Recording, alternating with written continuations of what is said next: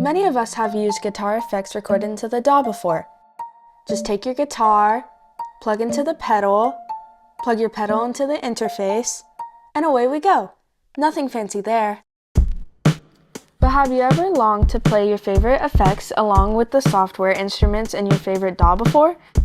When I first started playing with Clean, I knew right away that it would be cool as a studio tool used with software instruments. But how?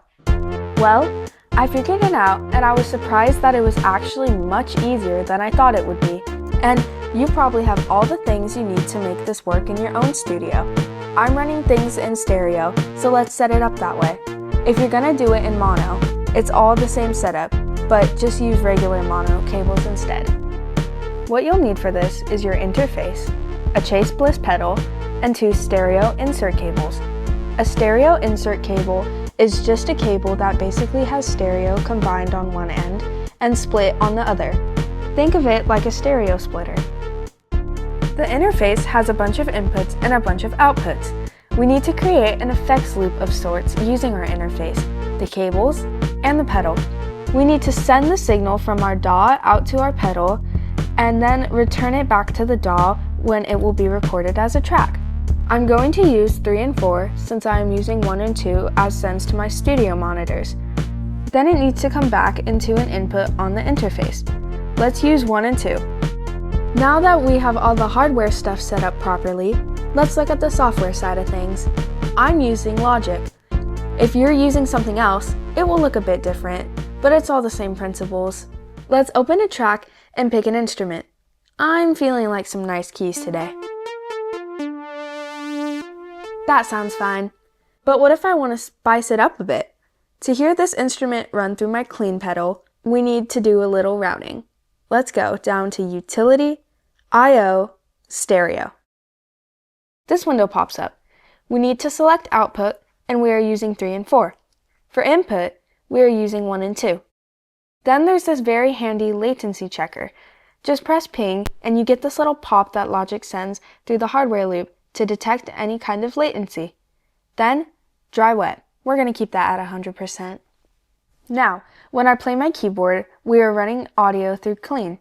Let's dial in a nice effect with some movement.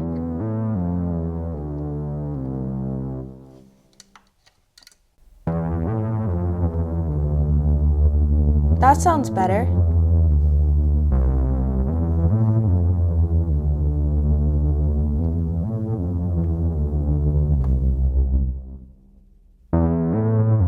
I really like the shifting EQ vibrato thing I have set up here. Make sure you hit that spread dip switch to get the full effect. I like this. Let's record a bit.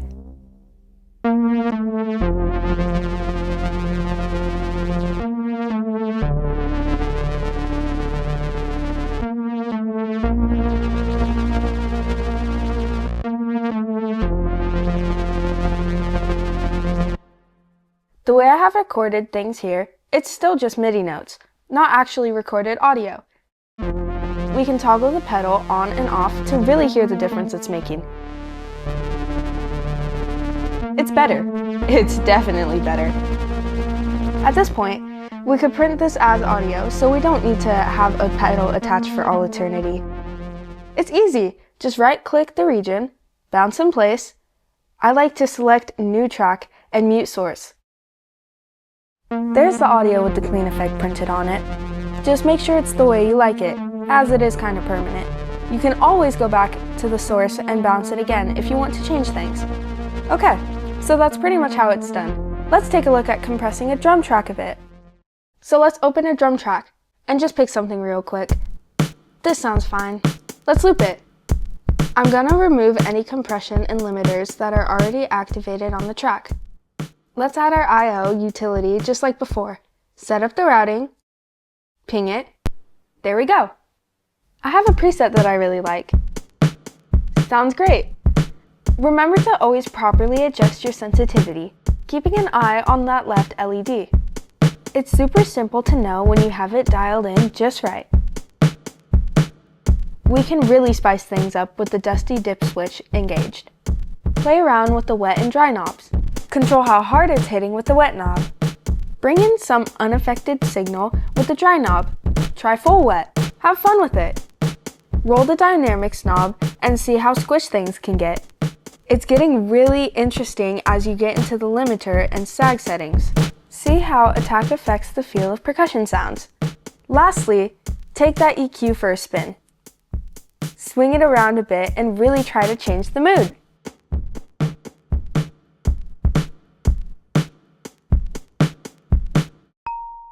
When we put this all together, it really sounds nice.